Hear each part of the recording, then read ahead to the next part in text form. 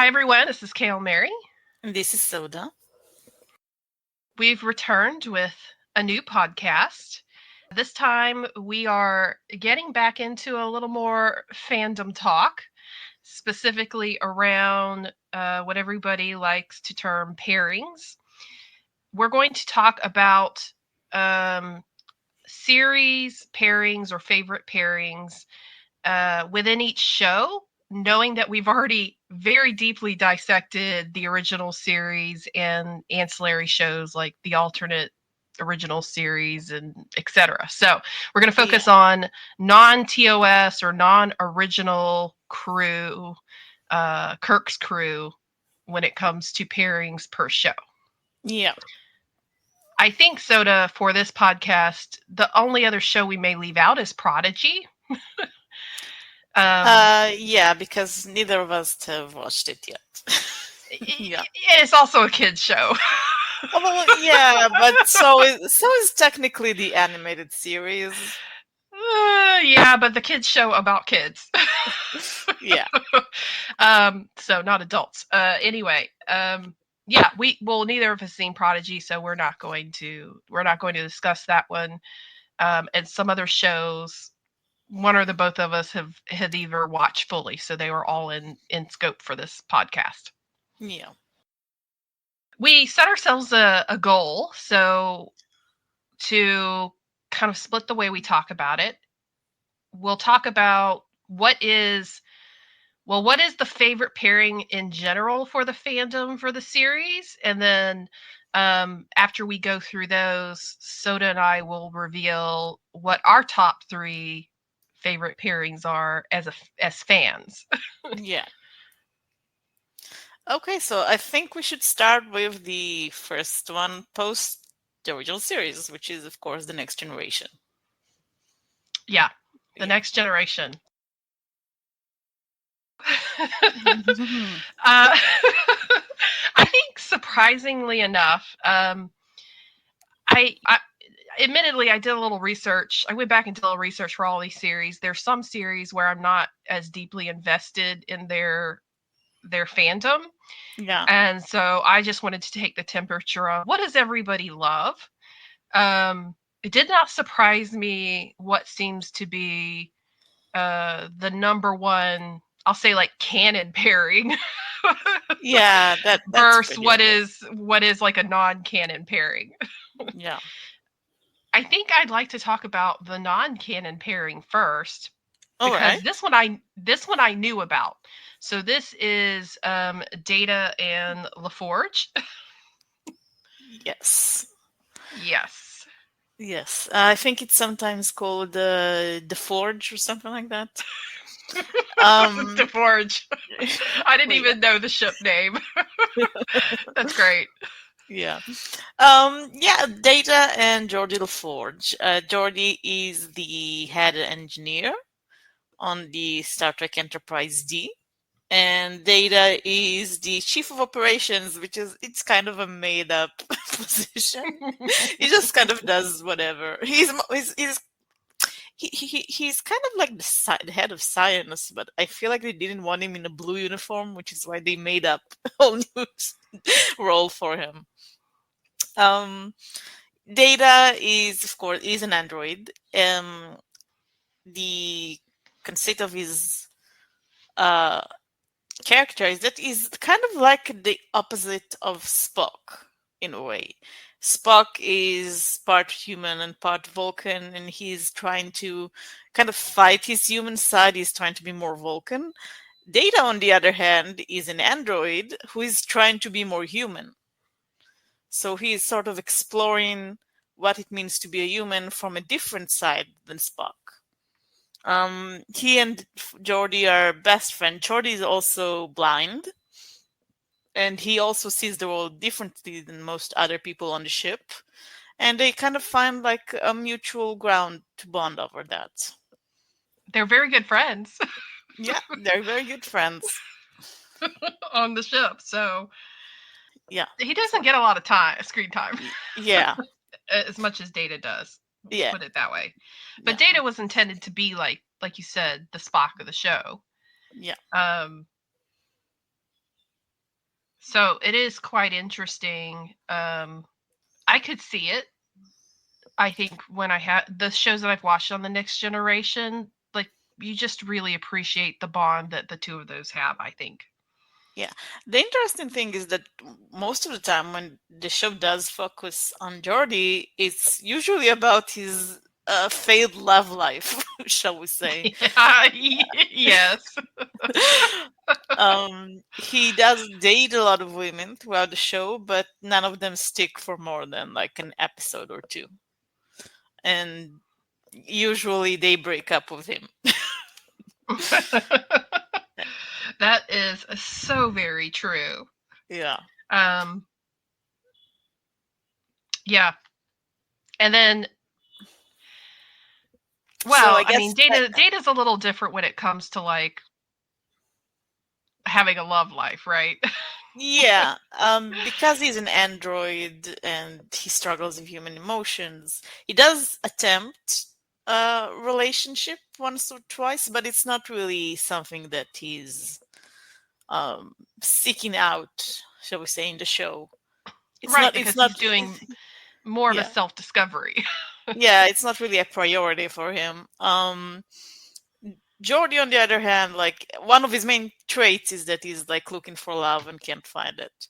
And so I can see, I can see a lot of fans going like, "Oh, he's trying a lot with women and it doesn't work. Maybe because he needs a guy."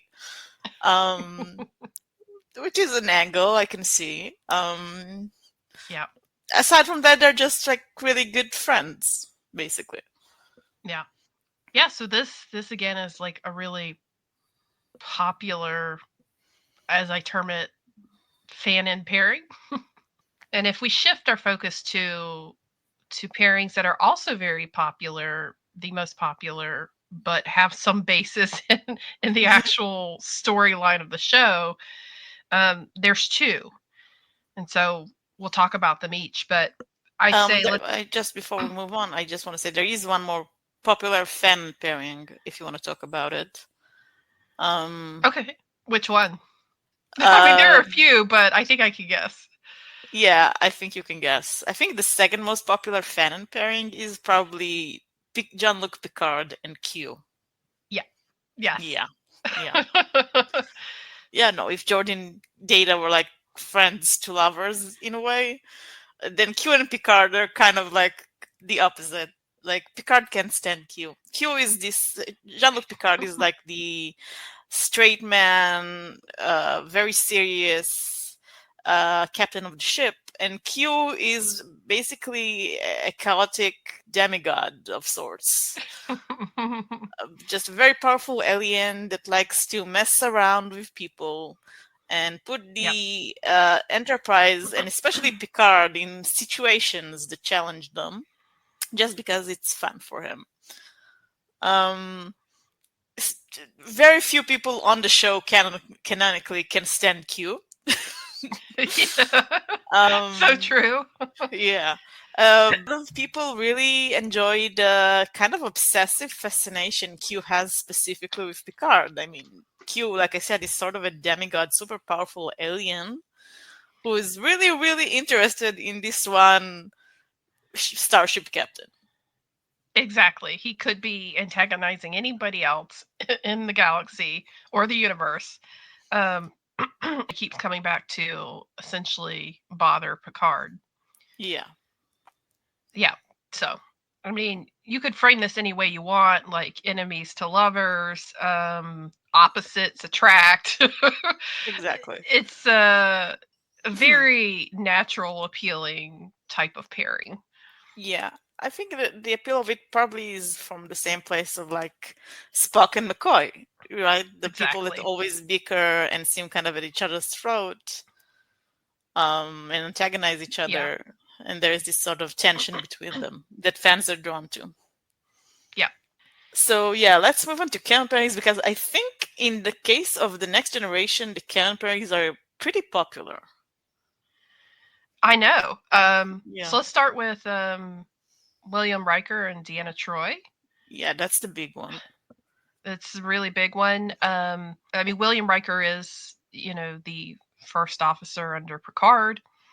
and Deanna Troi is the ship's counselor. Riker is supposed to be like your uh like charming ladies man Kirkish type Yeah, he's a character. ladies' man. Yeah, he's a ladies' man, but he's like respectful about it. Yeah, respectful about it. He's not litigious or anything of that nature. And then Deanna Troi is, well, she's one of the only female characters on the crew. Yeah, Um, and yeah, she's like the beautiful female on yeah. She's on kind of the Enterprise. the eye candy of the show. Deanna Troy is half Beta Z. She's half Yeah. alien. She's half Beta Z. Not that you really see it. The only difference between Betazoids and humans, appearance-wise, is that Betazoids have completely black eyes. Like there Right. is no difference between the pupil and the iris. It's all the same color. Yeah. It's all black, which is not very noticeable when watching the show. Um, she's half Betazoid. Betazoids are typically telepathic because she's only half Betazoid. She's only empathic. She can only sense the emotions of people around Right. her, not with their minds. They had a relationship before the show started, is in like before the time of the show in canon. They had a relationship, and Riker basically had to decide between being in a relationship with Deanna or advancing his career, and he chose his career. Um, yeah, but they kind of they broke up on kind of good terms. They're not like really they don't like hate each other or anything. But throughout the whole show, there is a very obvious will they one day between them because they're clearly still very attracted to each other. There are still lingering feelings between them, but there is also, the pain of how the relationship ended before. I mean, to be frank, they're kind of the hot cold Yeah, uh relationship with the or pairing yeah, within this show. It's like you said, it's on and off again. It's kind of rocky. It spans the series. I yeah, mean, there's pretty certainly much. periods where they're not together, and one of them is maybe even with someone else. But I think even after the series ended, right, there have been instances in other shows where these characters have reappeared, and yes, they are together. Yeah, and also in the movies they got married. In Yeah, the post show in the right. movies they got married. Yeah, so I think the show really knew how to balance their will day one day, which is why most people probably found this very appealing. Um, yeah, Yeah. The other pairing is uh, also Picard, but with Beverly Crusher, who is the ship's chief medical officer. Not for the whole series. yeah. She wasn't Mm. there for season two.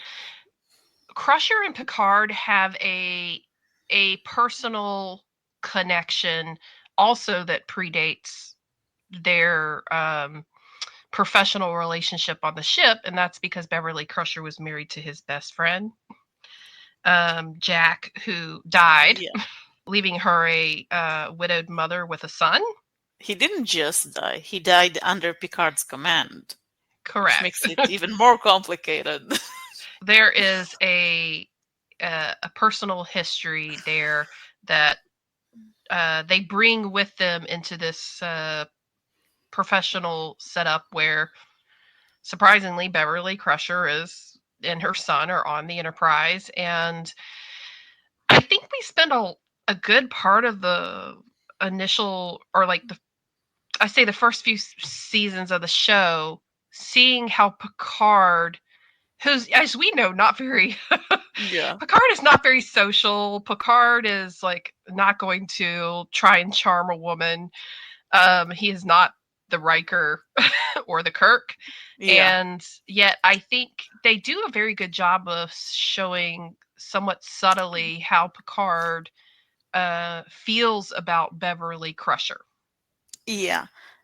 if Troy and Riker, there will be one day that ends up in a they will. Crusher and Mhm. Picard, there will be one day that ends if they don't. They won't. Correct. There are feelings there, but they don't really dwell on it in the show, and at some point it just kind of fizzles out. Hmm. And it just kind of confirms that they're good friends and nothing more. Yeah. Until, well, we'll discuss it when we get to the newer shows. Yeah. But for the sake of TNG, it's yeah, it fizzles out. It does. Probably most of what I watched in TNG, I was.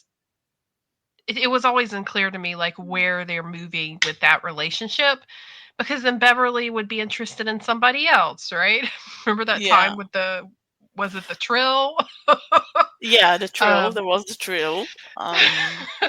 There were and worse. Actually, the Trill was the nice one. There were yeah, worse love yeah. interests for Beverly. Thought, man, you don't have good taste in men. Um, but anyway, yeah, it was a. I just call it a quieter, like will they, won't they, not Yeah, in your face. well, It, yeah. I it only mean, came up every few episodes, right? It wasn't like a constant undercurrent between the yeah, characters. yeah. Um, the thing is, both Beverly and Picard are kind of older than Deanna and William. And there's also, Beverly has a son that she has to think about. She's not just a single free agent. So I can see why it was kind of hard to juggle all of those elements into a compelling relationship. Yeah. We talked about four different pairings. Obviously, there's more Yeah, iterations that fans like, but these are really the most popular. yeah. I And just it, want to mention maybe the most popular female ship, shall we oh, say? yeah, sure. Yeah, which is, as far as I know, it's Deanna Troy and Tasha Yar. Yeah. Yeah. Um, Tasha Yar was the chief of security for a single season, and then she died, and then officially she died, and then there was a lot of timey-wimey, complicated stuff. but but for the sake of simplicity, she died. But most fans of the ship kind of placed the ship in the era before she died. She and Diana were friends, um, and a lot of people kind of ship them on that basis.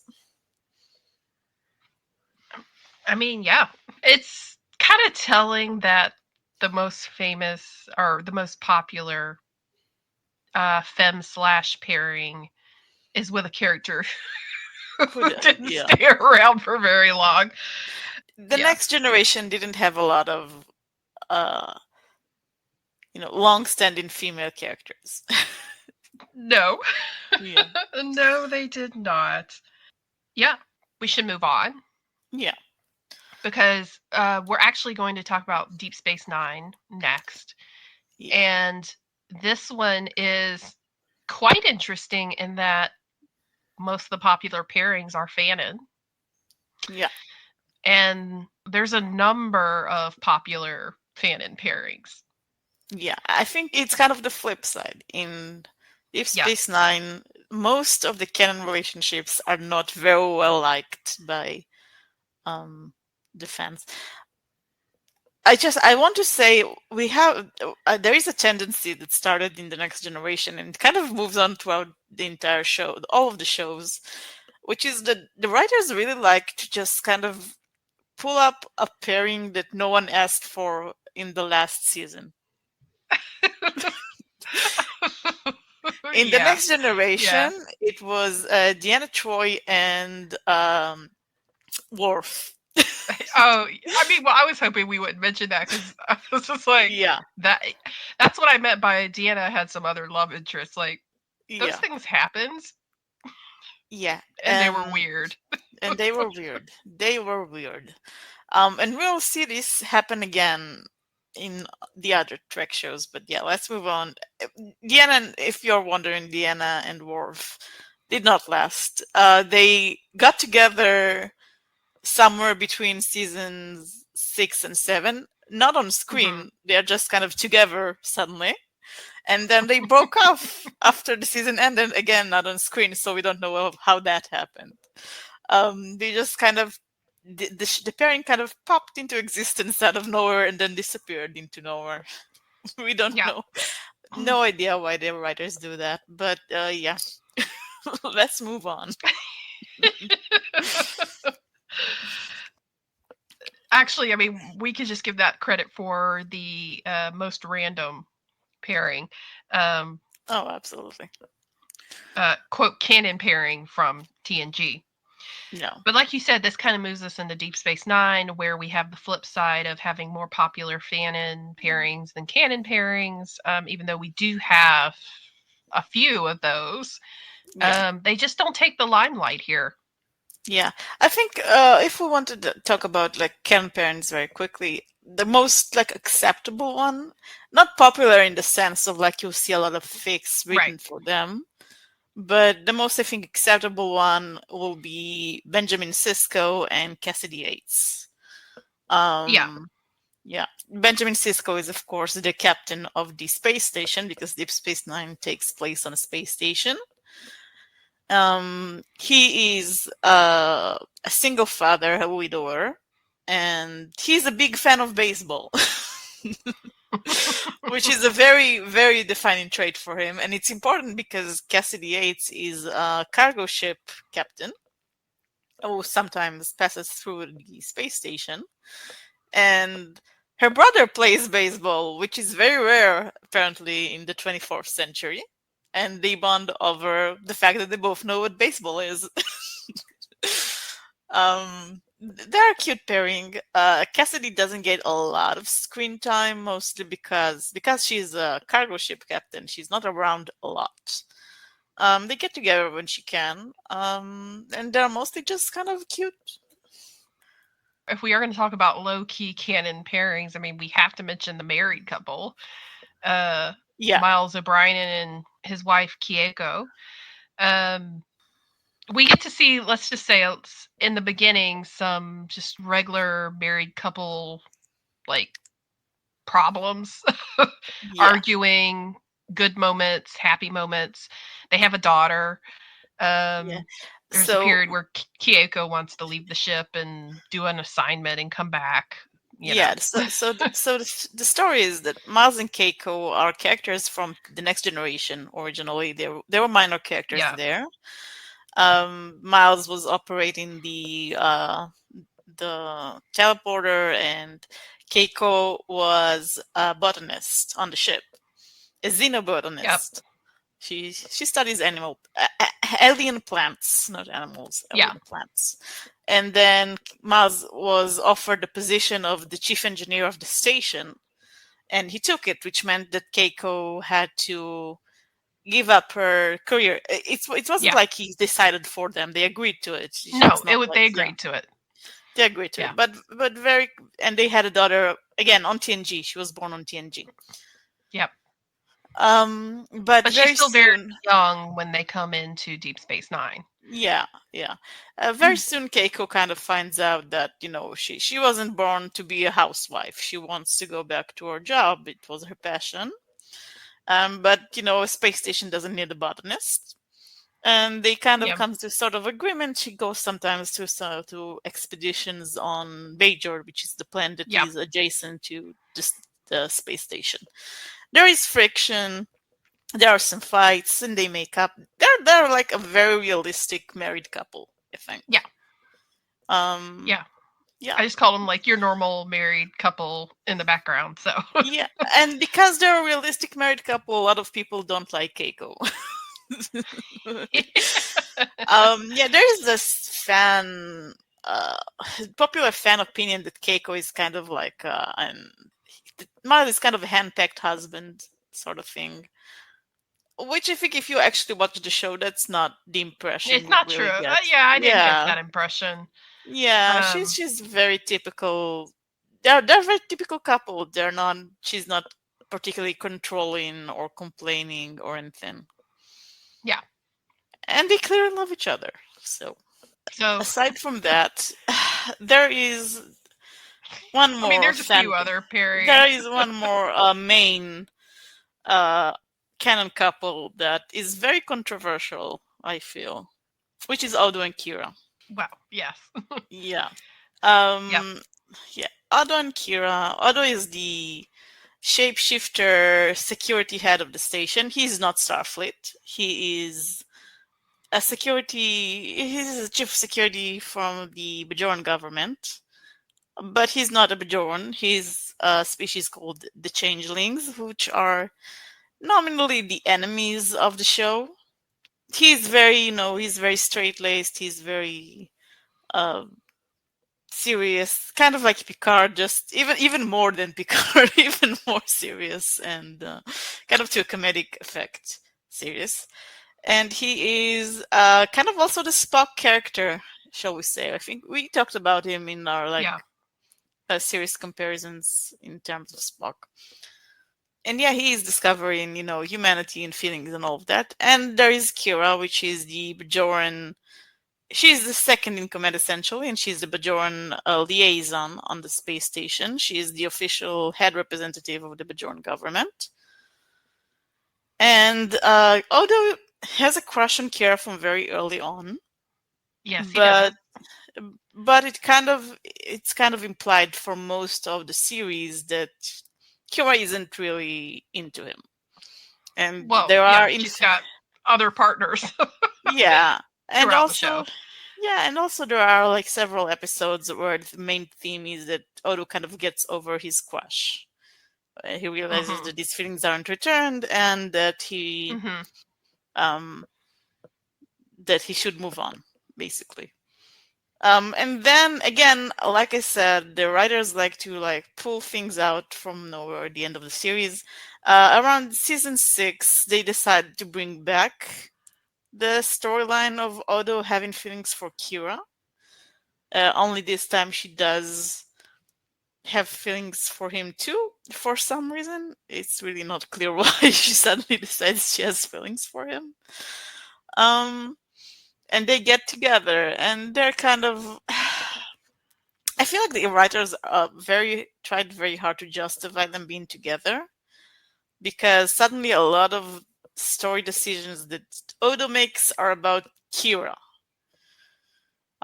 which kind of it's kind of ruining his character. For example, throughout most of the second half of the season of the show, there is a war going on between the Federation and the Changelings, Right. and Odo is almost recruited to the side of the Changelings, but then in the last second he changes his mind, not because of his friends, not because of his moral fiber, but because Kira. It's kind of it's kind of it makes you like the character less, if I'm being honest. You're right. They pulled that one out of the hat. Yeah, I mean, obviously, Kira had other love interests in the show. I mean, at some point, Odo had also yeah, others interested in him. Um, yeah, sorry, thinking of Deanna's mother. yeah. I was thinking um, about a different one, but yeah, that too. yeah, that one too. um, there's at a certain point in the show where, like you said, Odo kind of gives up. Kira is just not giving the signals, and it really was surprising, I think, to people that it happened Yeah, last minute. yeah, Yeah. And the difference is though, like there was a someone had a crush on someone, whereas when we were talking about the next generation and Deanna and Worf, it was out of left field. yeah. That's true. I mean, there is one more pairing that is pulled out of the hat at the very last second in Deep Space Nine, but I'll talk about it in a minute. One last canon pairing. We're talking about a lot about canon pairings because Deep Space Nine has a lot of pairings. Deep Yes, Space Nine is yes, it very does. very heavily focused on the characters, so it was a But they big have part of the so show. many different characters Yeah, on this show. Because it's a space station. People are coming and going, right? yeah. um, So I think the last major canon pairing is, of course, Jadzia Dax and Worf. right. Hmm. Yeah. Yep. Uh, Jadzia, Absolutely.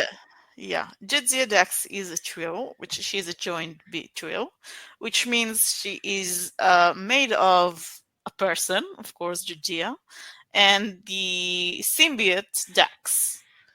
They're joined together. They inhabit the same body and the same mind. Um, she's the science officer on the station, and she's essentially 300 years old, very smart, wise, very experienced, and very worldly kind of symbiote trapped in the body of a 28-year-old. She's a very interesting character. She's a very fun character. Yeah. Um, She and remembers McCoy's good with his hands. exactly. And yeah, and yeah, her previous host, the Dex symbiote previous host, was Cisco's good friend and mentor. And this friendship kind of carried over to Jadzia too. She and Cisco are friends. Hmm. She's not his mentor anymore, obviously, but they're very good friends. She has sort of fascination with Klingon culture. Yeah. Yeah. Can I just insert here, though? I think that made it between Jadzia and Cisco. It made it so much stranger when, if you recall, Deanna's mother Oksana. came to Deep Space Nine during the Bajoran festival Yeah. and was basically making everybody have desire for each other. Yeah. And Cisco's face the whole time Jadzia was all, very, very interested in him and Yeah. trying to kiss him and stuff. It was so awkward. It was very awkward. They're good friends, but they're not attracted to each other. Exactly. Yeah. So It's awkward. funny because her previous host was an old man. Cisco still calls her old man because Yeah, he does. yeah, and it's really funny, but it's also really charming, I feel. Yeah. Yeah, and of course there is Worf. Was the chief of security on the Enterprise D in the Next Generation, but he joined Deep Space Nine halfway through its run.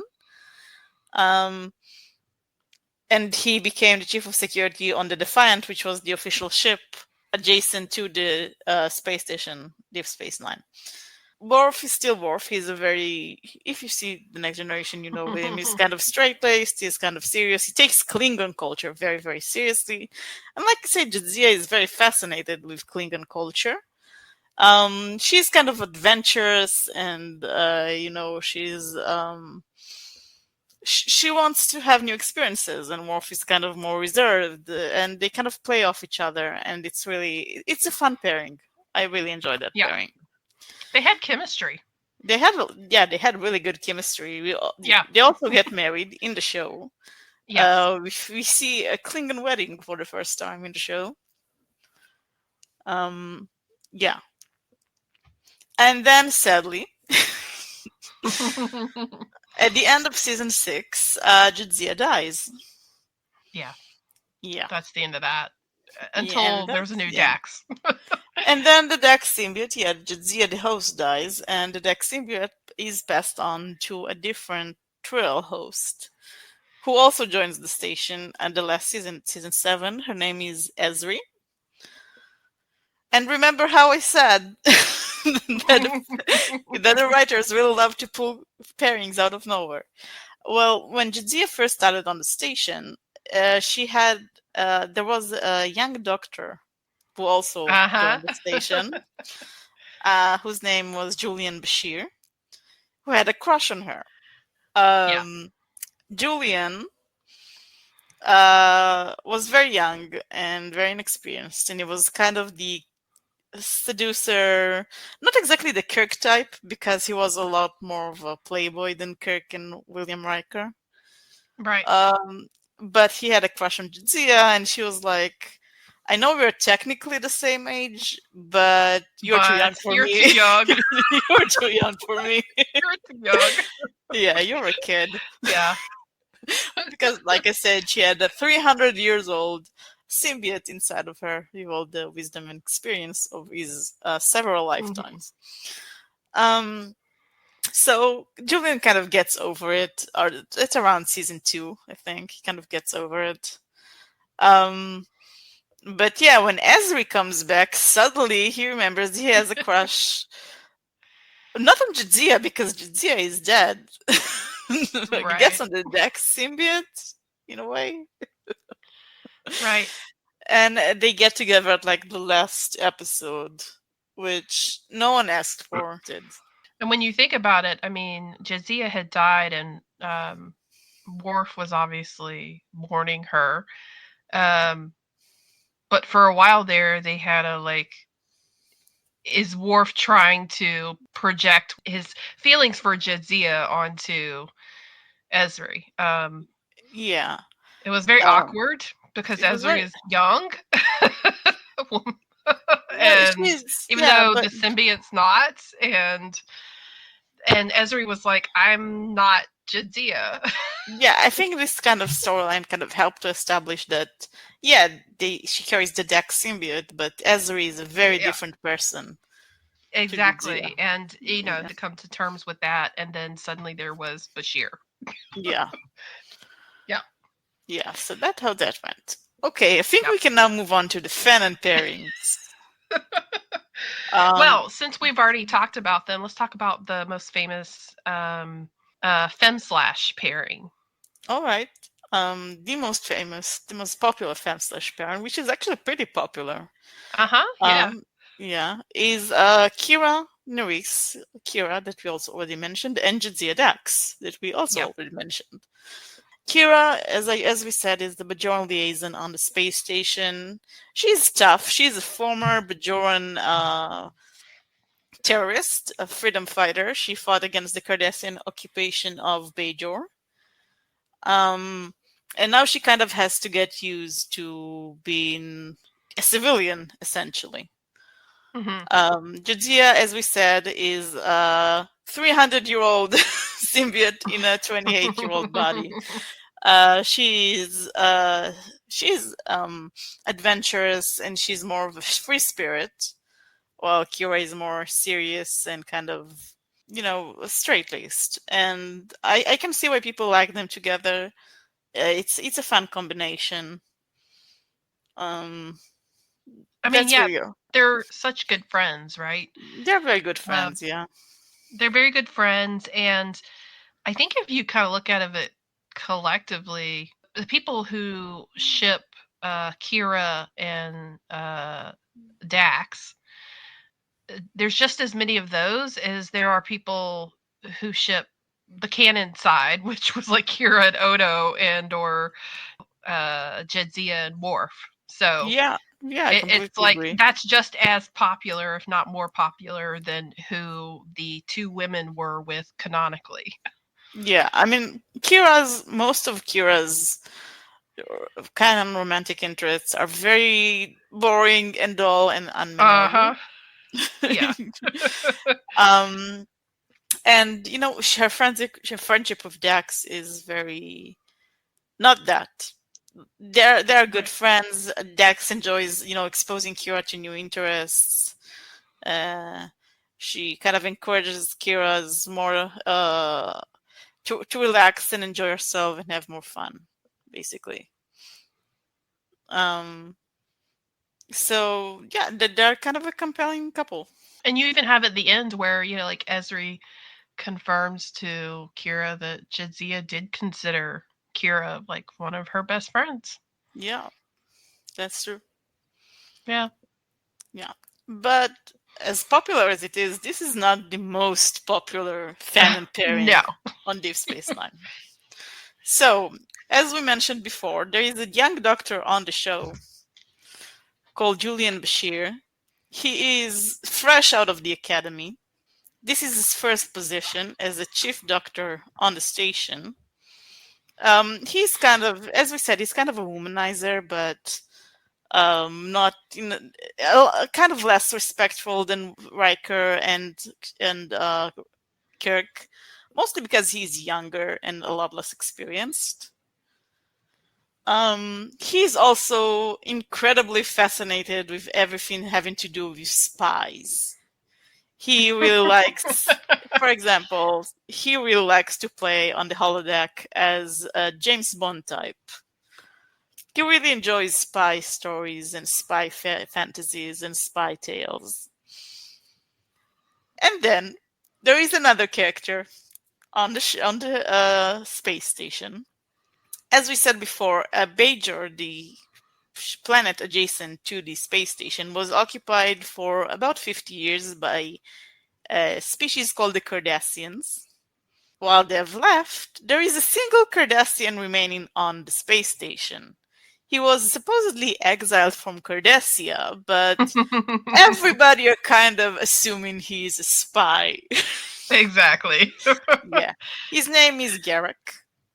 He claims to be a simple tailor. He runs a tailoring shop. And he and Bashir become friends very, very quickly. And Bashir absolutely believes that he is a spy, and there is a good reason. Garrick is like very, very suspicious. He's a very suspicious person. Um, but also, they have like a very fun friendship. Yeah, they just have a lot of good exchanges. Yeah. Garrick is kind of a fan favorite character in general. He is just kind of, you never know on whose side he is. He plays everyone, but he's also, he's kind of, he has a dark and mysterious past that a lot of people want to know more about. Yep. Yeah. And the most interesting part is that it was kind of toyed with this idea that they were together.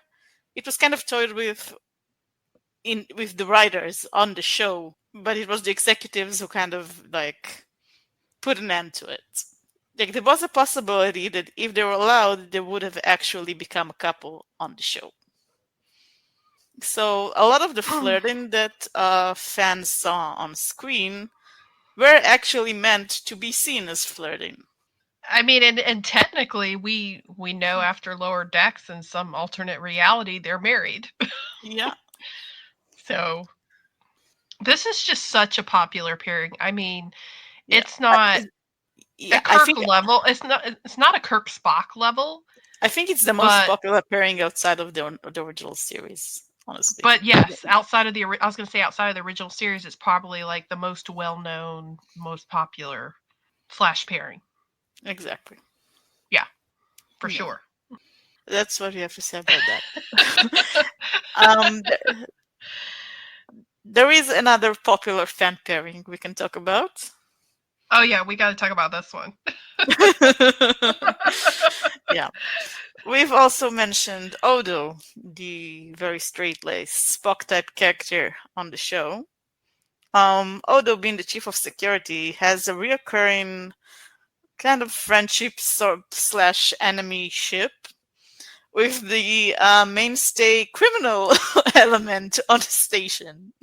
Because it's a space station, there are a lot of people there who are not Starfleet, so there is actually a resident criminal there. He Yeah. runs the local bar. His name is Quark. He's a Ferengi. Deep Space Nine did a lot to rehabilitate the Ferengi as a serious species. Um, Quark runs the bar. He is a very traditional Ferengi. He's very greedy and he will do anything for money, essentially. Which means a lot of crime too, of course. And Yeah. he always tries to sneak by Odo, who is, of course, very serious very serious on crime. And yeah, a lot of people ship them because, enemies to lovers or frenemies or whatever they are. And But it's also such a classic trope where you have someone who's like the equivalent to a detective or a police officer chasing a criminal yeah, or like chasing a con artist, and it turns into something romantic. Exactly. This is that. Yeah. Again, So they have a very compelling frenemy sort of relationship because they are enemies. Because, as we said, he's a cop and he is a criminal. yeah, Um, but they're also very obviously friends. Quark is probably the closest person on the station to Odo, which makes it interesting. It's an interesting dynamic. one of the more interesting things to me is when they revealed in 2019 that they had filmed a, Yeah, a another ending where yeah, Odo kisses Quark goodbye. yeah, uh, yeah. It They was should have revealed improvised. that much sooner. Yeah, the fans would have loved that. I know. Yeah. They say they did it jokingly, but you know they knew. Exactly. Exactly. Bashir and Garrick are very, they're like a very serious slash parry, like not as in so many people like ship it like a Yeah. Kirk Spock, right? I Yeah. think Quark and Oda to me is like the fun slash pairing. Exactly. Yeah. Exactly. They're kind of ridiculous. They're ridiculous looking, but They're like they're fun. the odd couple. Exactly. They're the odd couple. I mean, Yeah. certainly there's a lot of other fan favorite pairings out there, but I definitely think we covered like Oh the yeah. top ones. So Yeah. Bashir is obviously far and above everything else. I Yeah. think Quark and Garishir. Odo's Yeah. very close to that. Um, and then you start to get into like Jadzia and Kira, and but then you get into more canon pairings after that, I think. So Yeah. I think so. yeah, Yeah. yeah. Now, interestingly, we haven't talked about this in the Next Generation because I don't think there really was anything like that. But poly ships, Mm. right? Like Yeah. the OT3 of the series. I think in really the only one that kind of comes to mind, to be honest, the only one that kind of comes to mind for Deep Space Nine is like people who like to ship Bashir and his best friend Miles, and then you could potentially throw in the wife Keiko. You see, I thought about a different kind of angle on that one, which is Keiko, O'Brien, and Kira. That one too. To be Yeah, to be there was, honest. yeah, Miles is the best friend of Bashir, but there was also a storyline in the show where Kira had to carry Hmm. Keiko and Miles's baby, basically, to Yeah. term because of reasons, space science reasons. Hmm. And for a while she lived with them, and it was very, it was very OT3 esque. Yeah. Yeah. Yeah. There was even a No. storyline where she thought she was developing feelings for Miles. And Keiko kind of seemed to encourage that for some reason. It was very weird. It was very weird. Yeah, the whole situation was a little weird. Yeah, But it's interesting that the poly ship is like the married couple plus one that's true. for Deep Space Nine. Now, if we get into the next show, you Yeah. do a lot of mixing and matching. Yeah. Okay, so Star Trek Voyager. Voyager is kind of special in that it's the first Star Trek with a very prominent female cast. So Hmm. a lot of the most popular fan pairings are actually fan slash pairings. But Yep. let's start with the canon pairing because there is one big canon pairing, I think, Hmm. that is very popular. And Yep. this is the pairing of the Voyager's captain, Captain Janeway, Hmm. and her second in command and former Hmm. Maquis terrorist, Chakotay. Hmm. Yeah. Um, a lot of people like this pairing. It's kind of a will they, won't they on the show, especially in the early seasons. And again, it's a kind of will they, won't they that for some reason ended with a one day. I say for some reason because it's kind of seemed to be leaning toward they will, but then they kind of put an end to that. Um, Janeway as a captain is kind of a controversial figure. Some fans like her, some fans don't. She is not as as serious and heavy as Picard, and she's not as kind of adventurous like Kirk. She's somewhere in the middle, I'd say. Um, and Chakotay, Chakotay is as bland as oatmeal. That's what I have to say about Chakotay. Yeah. Yeah, I don't know what to say except that this is like it's canon, but it's not. yeah. And it again, it like you said, it's popular because of the like, will they get together? Yeah, I we saw think how that went. Yeah, I think the story is that behind the scenes, the writers originally did want them to end up together, but Hmm. the actress that played Janeway was against it because I think she was right when she said that Yeah. because Janeway is a woman, she will be defined by a romantic relationship with a man. If you put her in a Yes. romantic relationship, that's what she will be defined by. Yeah. And I think she was right, especially for that era. Hmm. Um, so they kind of cut it off, but I think it was the right decision regardless because, as I said, Chakotay is so boring. He's such a boring character. I don't get why would anyone ship anyone with him because he's just so boring. Should we mention the other canon pairing?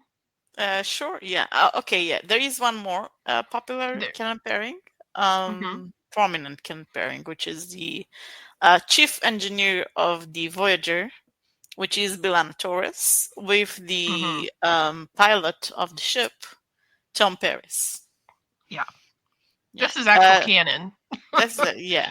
Bilana Torres is a half human, half Klingon. She is very fiery, very angry, and very competent engineer. Tom Paris is kind of a disgraced officer who tried to redeem himself by joining Voyager, and then because of the story of Voyager, he got kind of stuck on Voyager like everybody else. He's a bit childish. He's a bit of a cat. I guess you can say. But and originally Bilana doesn't like him. They have kind of a love-hate relationship, which just turns into love, essentially. Right. Yeah, Yep. It's another antagonistic type relationship that yeah, actually worked out somehow. exactly. They even Um, get married on the show, even though we they don't do. actually see the wedding because of stupid, stupid decisions from the writers. But yeah, that is it's an interesting pairing. It's better than Janeway and Chakotay because Tom and Bolana actually have characters. Some people like it, some people don't. I can see why people don't like it because Tom is kind of a grating character. He can be very grating. Um, Hmm. Personally, I kind of like it though. I don't know. I just think they work well together. I think that one grew on me. I Yeah, wasn't. I mean, it's Tom Paris. yeah, exactly. They Yeah, kept pushing it forward, so there you go. Yeah, so let's just move on to like what the most popular pairing is because I mean, far and above, I think yeah. it's the So favorite yeah, so for the halfway fanon. through, exactly. Halfway through the show, a new character joins. It's Seven of Nine, a former Borg who is essentially being deborgified on the ship and learning to be human again. She is like the most popular character in the show. She's like the breakout character of the show in general. And the most popular pairing is of her and Janeway, as Janeway is sort of her mentor in, deborgifying herself. And they have a very interesting relationship, and a lot of people are kind of drawn to that. Yeah. Yeah. Yeah. I actually think we're going to talk about a pairing a little later that's very similar in nature to this one. Mm. Because, they present Janeway and Seven of Nine kind of like you said, a mentor mentee, but it could also Yeah. kind of be taken like a mother daughter Yeah. ish slant. Just thinking through the other fem/slash pairings we've talked about, this one's very, very popular. Yeah, I think it's the most popular fem/slash pairing in Star Trek. I think so too. Yeah. Because, as I said, because Seven of Nine is the most popular character, there is another popular ship that involves her, another fem/slash ship too, which is Seven of Nine and B'Elanna. Mm-hmm. Is Yep. also very popular. B'Elanna and Seven of Nine have more of a sort of also a kind of a rivalry, sort of. Um, Mm-hmm. because B'Elanna is very fiery and she has a lot of anger and stuff. And Seven of Nine is very rigid. She's kind of, she was a Borg until very recently. She is very much in control of her emotions. I know I said it before, but it's also very reminiscent of Spock and McCoy. I was going to exactly say it's just like Spodes. Exactly. Yeah, Yeah. it's kind of an upgraded Tom and B'Elanna, if you will, because Yeah. Seven of Nine is much more interesting character than Tom. Yeah. To be honest, I think Seven of Nine was shipped with a number of female characters Well, yeah. Yeah. on the show. And then same for Janeway. I mean, it's like Janeway in someone or Seven and Nine in someone. Yeah. Or it's Janeway in Seven and Nine. So I think in totality, when we talk about Voyager, fem/slash is very strong in this show and it directly correlates to having more female characters.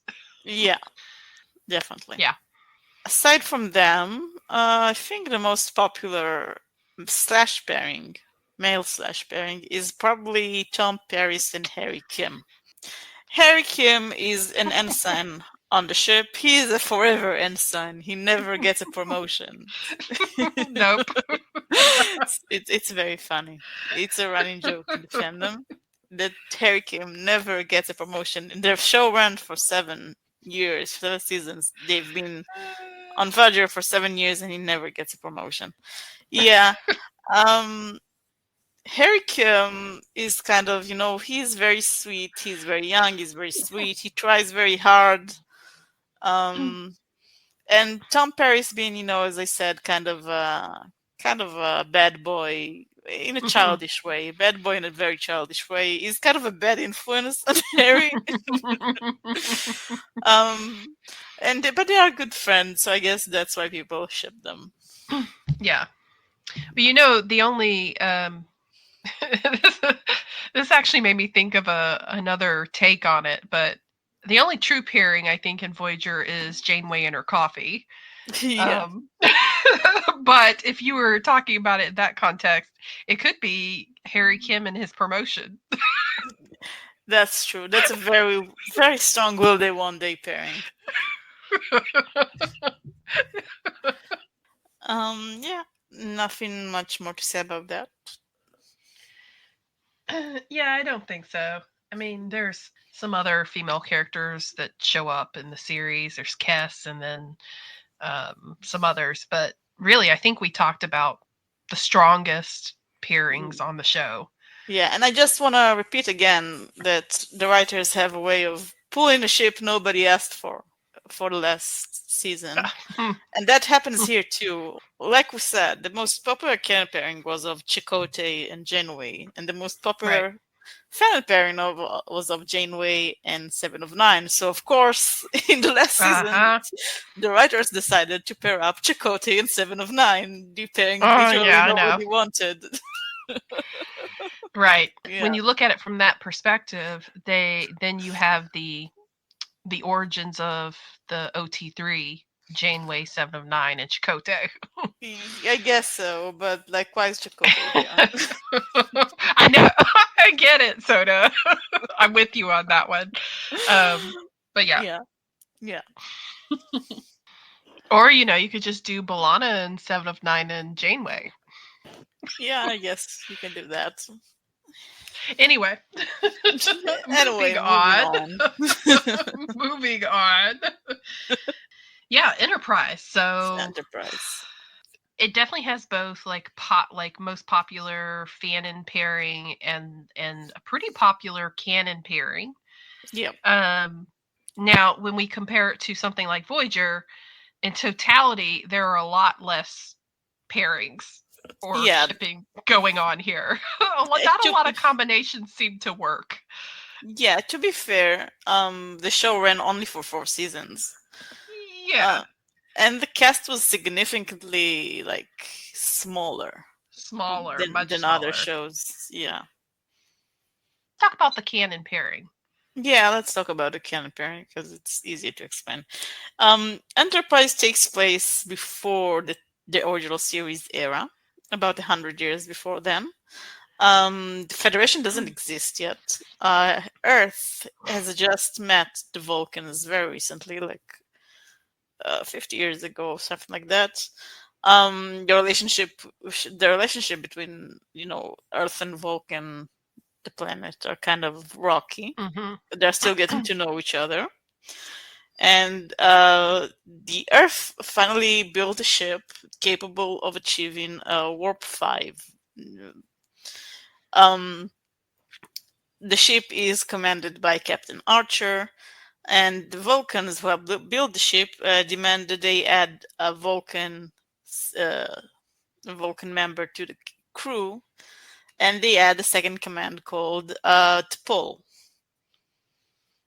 Archer assembles the rest of the team, which includes his kind of a very close friends of him, Trip Tucker, who is the chief engineer, um, and Trip and T'Pol kind of develop a relationship over the course of the series. Yeah. Yeah. T'Pol is very obviously the Spock character. She's literally a Vulcan on a human ship. She's not half human, but she's the Vulcan on a human ship. She's probably also the most sexualized Vulcan Oh, absolutely. character in Star Absolutely. Trek. The Mm. Enterprise in general is a very sexualized show, much more than any Star Trek before or after. Yeah. Yeah, Trip is kind of a southern boy. He's a good kid. Mm-hmm. Yeah. He's like McCoy if McCoy didn't have an edge, I guess. Except when he's stressed out. Well, yeah, but even then, it's like he's like a Yeah. younger, less jaded, less edgy McCoy. And yeah, he and T'Pol, he's kind, he's compassionate, he's nice, and he kind of helps teach T'Pol about humanity. I actually think they have a pretty good chemistry. Their relationship is handled pretty well, I think, overall. So this relationship in particular, Trip and T'Pol go through a lot of stuff in the show, Yeah. especially once you get into like the fourth season, the last season. While their canon pairing, it was kind of left like open ended. Not that they weren't together, but like what happened to them. Mm-hmm. In a similar vein to like Bashir and Garrick, we in Lower Decks we get an alternate reality where we learn that yeah they were married. But that's because, well, we'll discuss the last episode in a Yeah. minute. But let's talk about the most popular fan pairing first. So this one is also involved Trip Tucker, but another character called Malcolm Reed. Oh, really? I don't think. I think the most popular pairing in Enterprise. Really? Because I think there is another one that is more popular than them. That's Do interesting. you? Yeah. Well, let me talk about this one for a minute, and then we can Yeah. debate. How Yeah. about that? So, Yeah. Yeah. Malcolm Reed, an armory officer on the Enterprise, when obviously when we come into the show and this like crew is put together and sent out into space, not all of them are close to each other, right? They're like getting to know each other. No one's really close to Malcolm. Let me put it that way. But eventually, over the course of the show, probably at least halfway through season one, Malcolm gains a respect for Trip Tucker, and they become best friends. Yeah. that kind of spawned like a pairing called like Tucker Reed. What a terrible name. Mm-hmm.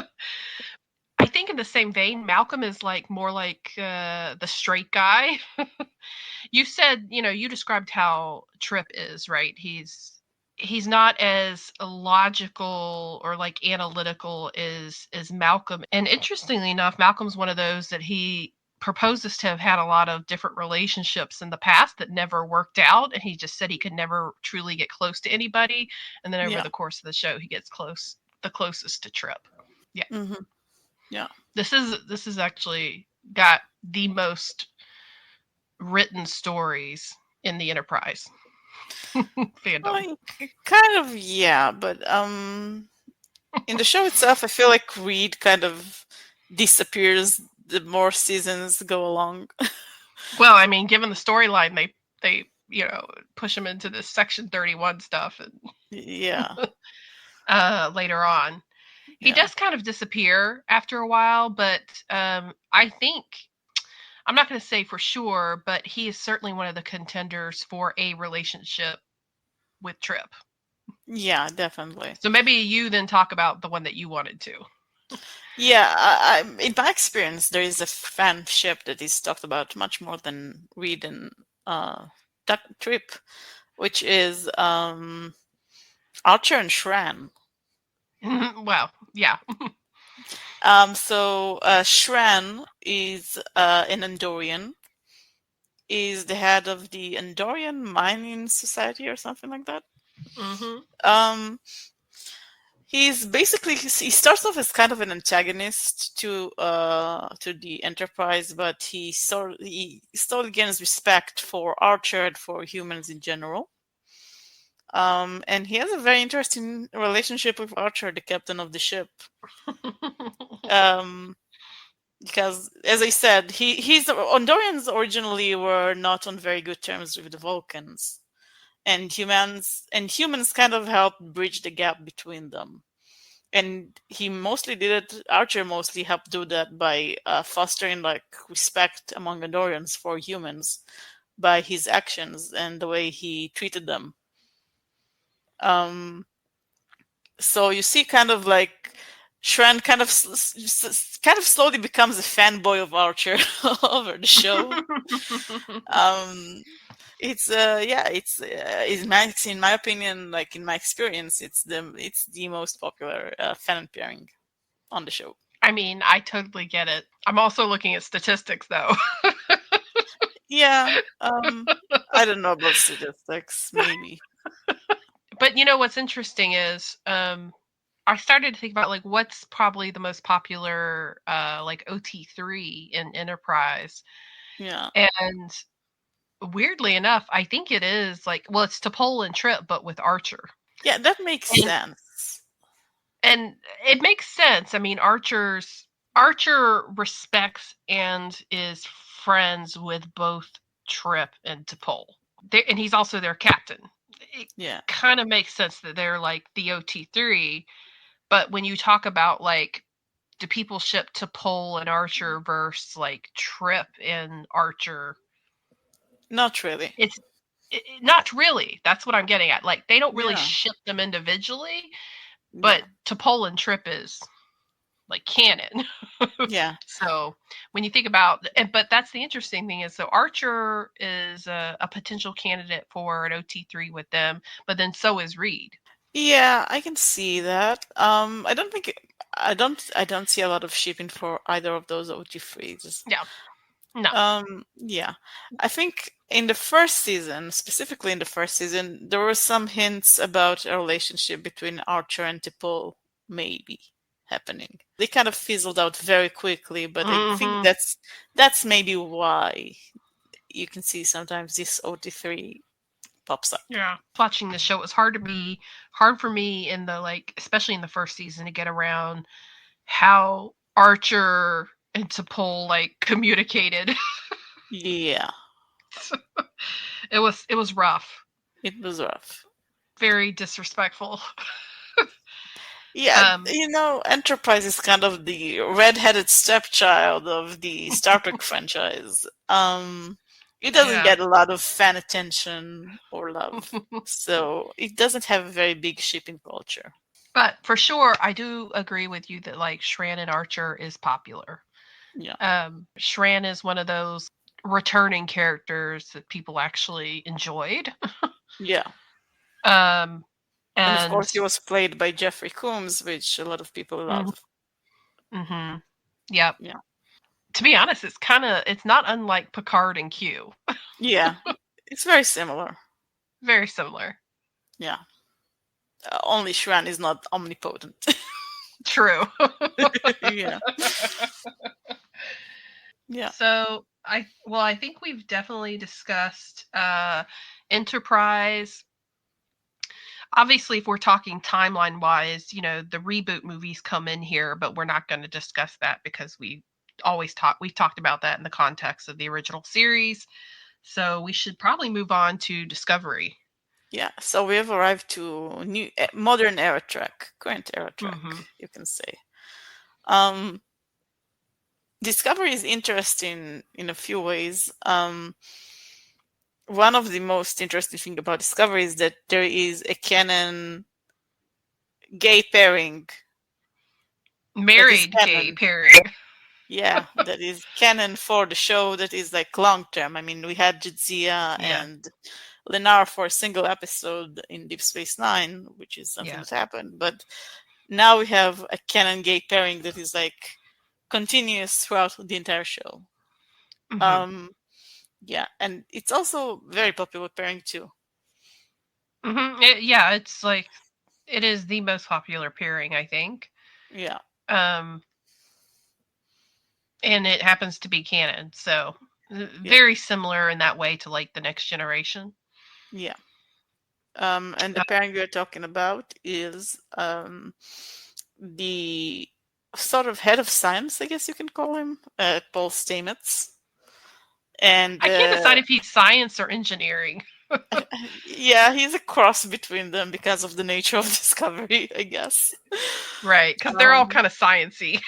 yeah. um, But yeah, he's sort of the main chief of science, Paul Stamets, and a doctor. He's not the chief medical officer. He's just a medical officer. At least at first. mm-hmm. Hugh. Yeah. Hugh Culber. Mm-hmm. Hugh Colber. Yeah. So this is Yeah. one of those interesting pairings where break them up through death, and then Yes. they immediately put them back together Yes. through resurrection. Yeah. Basically, yeah. Which naturally adds some drama to their relationship. Well, But yeah. it I sorts it mean, out. It sorts itself out pretty yeah. quick. If I'm being honest, they're kind of a boring couple. Yeah. Aside from the whole death and resurrection thing, they don't have like a lot of drama. There is no a lot of conflict. They're kind of like a married couple. Yep. And they love each other and they work on building a family. And, it's kind of, to be honest, it's kind of like Kyoko and Miles level. Exactly, exactly. They're like that. They're just your typical married couple. Yeah. Yeah. There are some other canon pairings in this show. Yeah, I think it's Michael worth mentioning. The actual main character of the show is Michael Burnham. Burnham. She starts out as an ensign, and then kind of moves up the rank as the show goes on. The first canon pairing with her is her and Ash Tyler, who is Slash actually, Boke. yeah, Ash Tyler, who is like presented at first as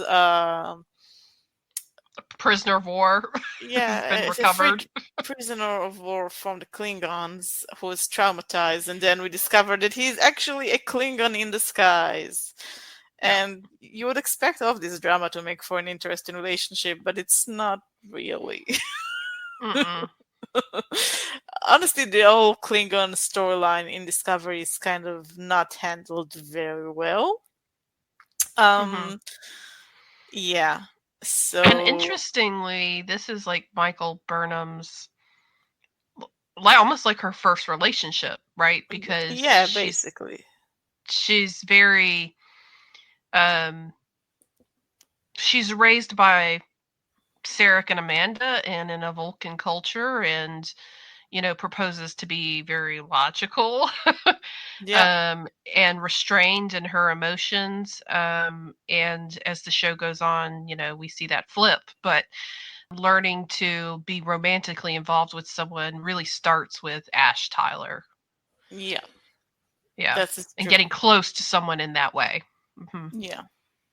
She also carries her own baggage, trauma. They make for a very messy couple. Yeah, they're a messy couple, and you don't want them to end up together, and thankfully they don't. Well, yeah, they can't end up together. Yeah, They end up in two different times.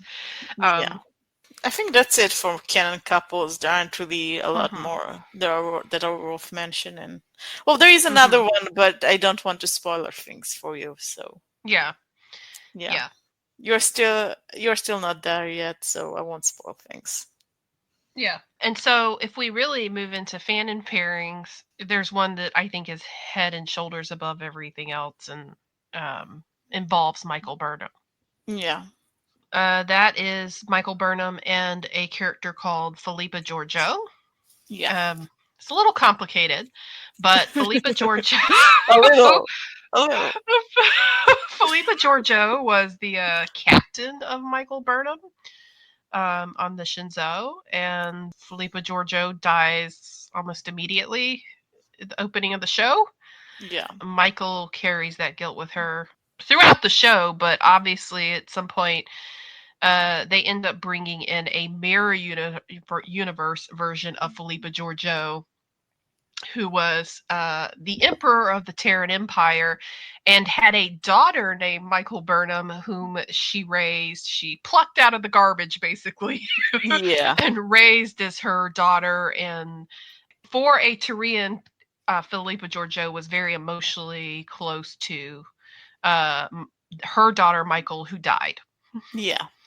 And then Philippa So Georgiou ends up in Prime Universe and somewhat with the crew of the Discovery, essentially like 2 seasons, on and yeah, off again, but it makes for a so very interesting dynamic between these two women.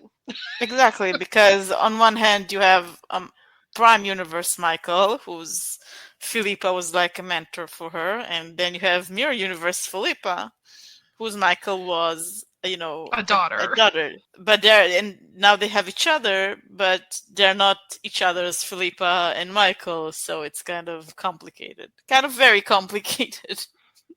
Right. And you can't even necessarily say that they, in the beginning, they trust each other, right? Yeah, That they even like each other. And obviously, they grow on each other as the show progresses and begin to treat each other more like they actually care about each other, I guess you could say.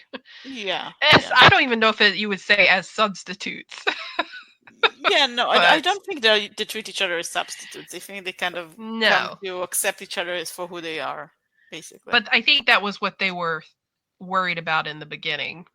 Yeah. Like, we're not Um, substitutes for the one that you lost. But yeah, you're right. yeah, It works itself out. yeah. And then they get separated. And then they get separated, yes. But it's a good relationship for Burnham to accept the loss of her Philippa and move on, I Hmm. think. So I think when you see like the pairing of like Philippa Georgiou and Michael, it in most cases I assume it's mirror universe Georgiou and Michael, but I do think there is certainly a liking for even the mirror universe version and just the prime universe version. Yeah, I think so. I think you can find all variations of them. Yeah, variations Yeah. embedded within this, we'll say, fem slash pairing. Yep. Yeah.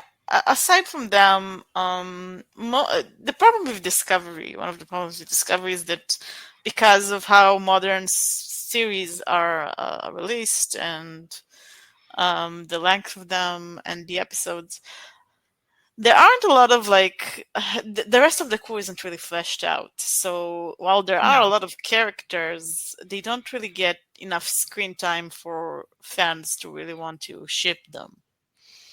Yeah. Um, And Michael is the star of the show, so she gets the most screen time.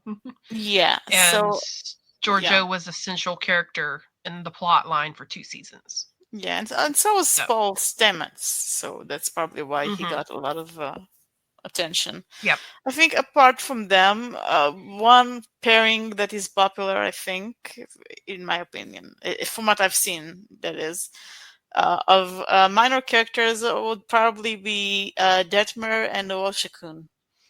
Mm-hmm. Um, Yep. Detmer and Oo. They are basically the Chekhov and Sulu. Sulu of Yeah, the Sulu of and the Chekhov. Discovery. There are those two guys, but those two girls. They sit at the helm. They're the pilot and navigator. Um, and they just kind of sometimes have banter, and it's cute. I guess they're shipped for the same reason. People enjoy their Yeah. friendship and their banter. Yeah. It's obvious Yeah, that they're close. They support each other. And like you said, they're always trading barbs across the front of the ship. yeah. Um, it really surprised me that like Michael Burnham and Tilly was not as more popular than Uh, it honest, is. honestly, true. I think Tilly is a popular character, but she doesn't get a lot of shipping Right. attention. It's interesting. I think it's because like we said, Michael's most interesting relationship is with Philippa Giorgio, in which variation you want her to be. And she also has two male canon love interests. Millie doesn't really have any significant interactions with anyone aside from Michael and Stamets, I think. And Stamets is gay, so Yeah. yeah. Okay. Well, I think we should move on from Discovery. We only have a couple more shows to talk about. The next one is the show Picard. Yeah. Uh, You can hear how enthusiastic I am about that one. well, let's just Um, say the returning characters are the ones who get shipped with people. So, well, yeah. Old Man Picard. There are several female love interests throughout the show for him. They are very boring. All of those relationships are very, very boring. The only notable one is that in the last season of Picard, third season, they bring back Beverly Crusher, because fans yes. have been asking for that, apparently, or something. I don't know.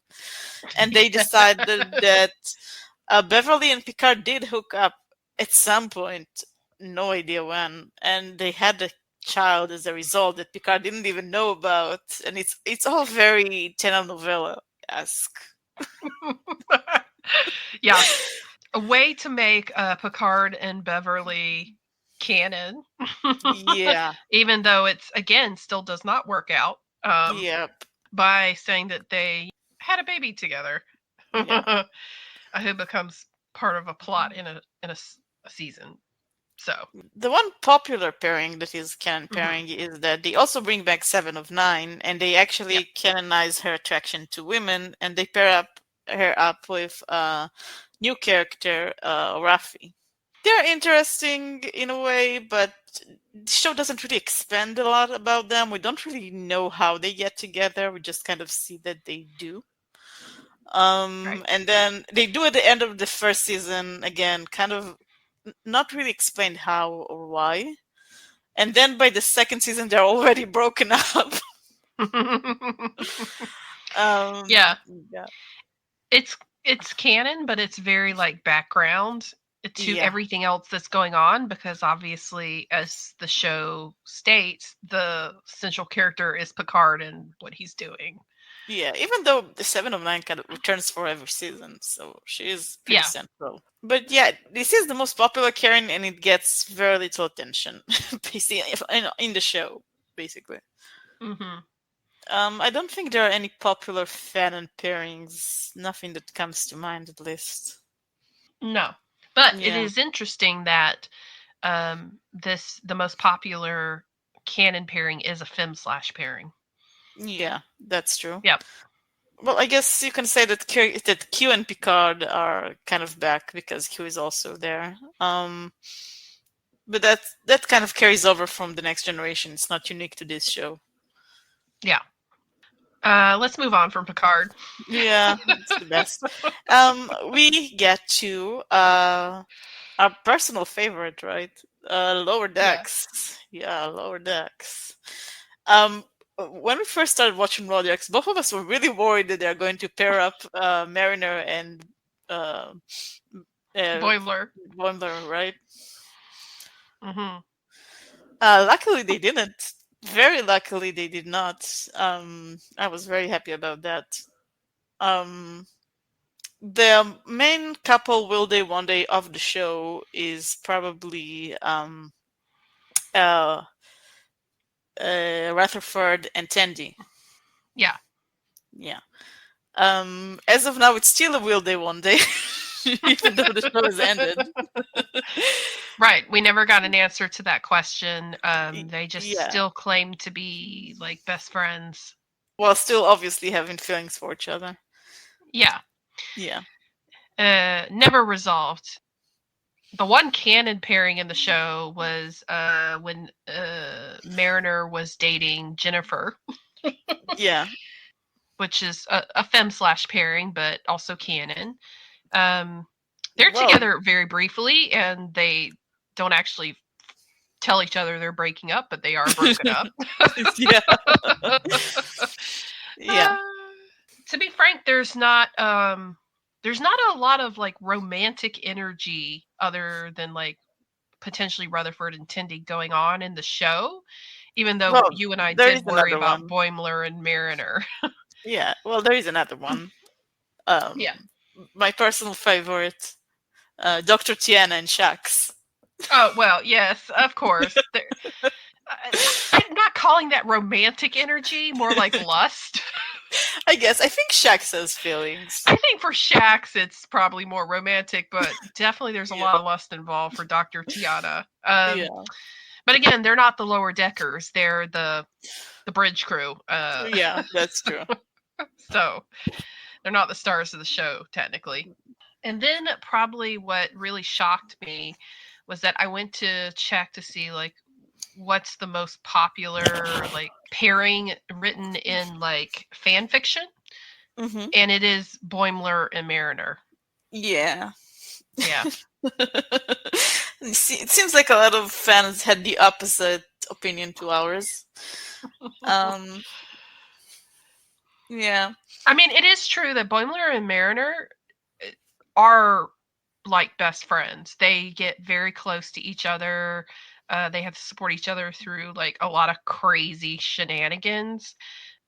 They even kind of make a point of that when like the clone version meets another Mariner and he is like, I absolutely trust you. Like, I know you. Should they have been a pairing? I don't know. I don't think so, honestly. I don't think so. Yeah, I Especially like them as now they that they're are. like co-first officers or something. Yeah, Awkward. awkward. Yeah, honestly, in the last two seasons, there was a new character introduced to the Lower Deckers, Talene the Vulcan, which was assigned to the ship, and I started seeing a lot more fan pairings crop up with her. Mhm. Personally, I really liked Mariner and Talene. Okay, so the last show on our roster is kind of a TOS adjacent. It's Strange New Worlds. Strange New Worlds. Yeah. Several returning characters. I believe Um, most characters are returning characters, if I'm being yep. honest. Yeah. But some of them didn't get as much screen time Yeah, a lot until of the them are show. yeah, a lot of them are one-off episode returning characters. Right. So Yeah. we have obviously Spock has been reprised. We Uhura, have yeah, Uhura's reprised. She starts as a cadet in this show. We Chapel. get we get to see Captain Christopher Pike and his number one Unachin Riley. Yeah. And then, like you said, Chapel is put onto the Enterprise. Yeah, Dr. There's Mabenga. even Kirk, a young Kirk in this Yeah. show. T'Pring is in this show. Yeah. Yeah. So really, the only new ones are Erica Ortega's, like Laan Noonien Singh. Who else? The chief engineer, both of the season one Right. from season one and the new one are Yeah. There's two chief engineers that are in the show that yeah. are not returning characters. Yeah. Yep. Though Scott is bound to join next season, so we'll see. Yeah, I think it's actually pretty well known that Scotty's going to be on the show. Um, Yeah. so let's talk about like canon pairings. Yeah. Well, the biggest one is of course Spock and T'Pring. Yeah. It's kind of a retcon because in the original series, Spock kind of said that he didn't see the T'Pring since they were kids, and yet here they have like an adult relationship. Mm-hmm. Aside from that, there is of course also Spock and Chapel, which is back from the original series. In the original series, Chapel had feelings that Spock didn't return, and here they have a sort of will they, won't they? Yeah. Yeah. Um, and then the other one, I won't call it canon, but it's very in the vein of Chapel and Spock, is Una Chin Riley, or Number One, and Christopher Pike, because we saw in like the one pilot episode that Number One possibly had feelings for her captain. Well, yeah, but it's really they don't really touch on that in Strange New Yeah. Worlds.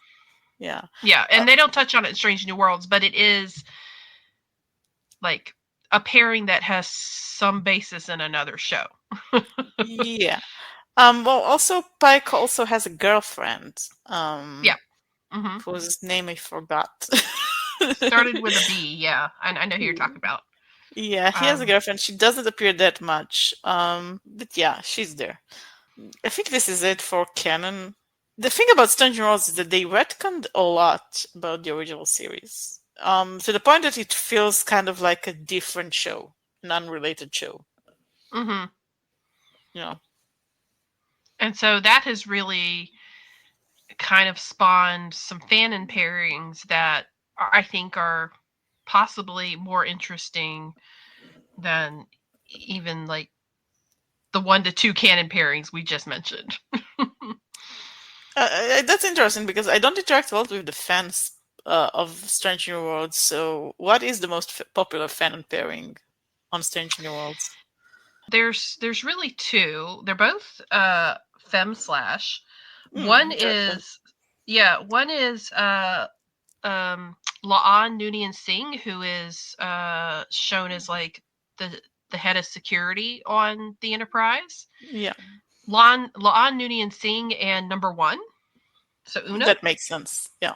Yep. Because as you can see, as the show has gone for like the 2 seasons, Una and Laan are very similar in personalities, but Una has taken a like almost like a mentor role for Laan in like the 2nd season.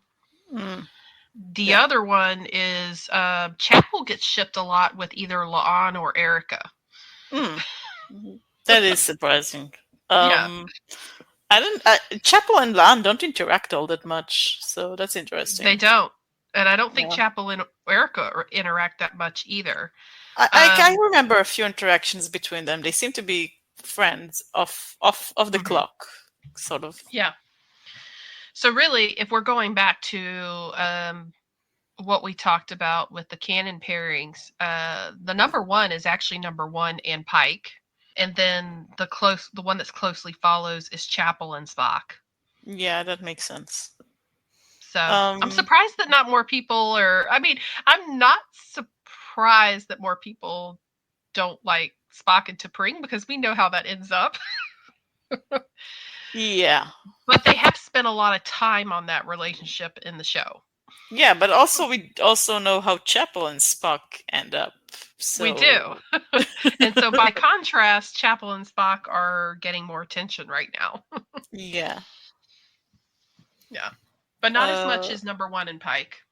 Yeah, it's another captain and first officer, which, as we have talked about throughout this, is not unexpected. So, Yeah, that's with true. some of the other Star Trek shows, Mm-hmm. I do believe Kirk and Spock is the culprit for all of that. Probably. And I think there's probably some people who enjoy like Christopher Pike and Spock to a lesser There extent may for a be. splash pairing. There may be. Yeah. I haven't encountered Mhm. them personally. No. Yeah. Kirk is in the mix, so obviously I think Spock is going to take precedence naturally just because of the size of the fan base it already has. Well, yeah, but I think it really depends on how they're going to be written in the show. Like, for example, as we talked about with the alternate timeline movies, Kirk and Spock were the most popular in the original series, but in the alternate timeline movies, Kirk and McCoy suddenly Mm-hmm. became very popular. Yeah. I mean, you never know. It could be that Spock and Pike become more popular as the show goes on. Possible. It's possible. Mm-hmm. That's it. Do you have any other pairings you want to mention? I don't think so. In this show, it's very sort of like reviving the old, Mm-hmm. and kind of relying on that when it comes to the romance. They have some good characters in Strange New Worlds, but they need more time with the series, I think, to show like relationships being pursued. Yeah, that's true. Well, I mean, Spock and his love life get a lot of focus. It does. It's kind of weird. It's strange and not strange. Like we expected to Pring, but to do the chapel thing so soon is a little surprising. Yeah, yeah, basically. Um, Spock is very different. He's a very different person to what we know from the original series. Yeah, it's true. Yeah. I think that's it. Those are just the most popular pairings in every series thus far. Yeah. And Soda and I will be back with another podcast to talk about what our favorite Yeah, pairings personal are. favorites. Yeah. All right. Thanks everyone for listening, and we'll be back. Yeah. Goodbye.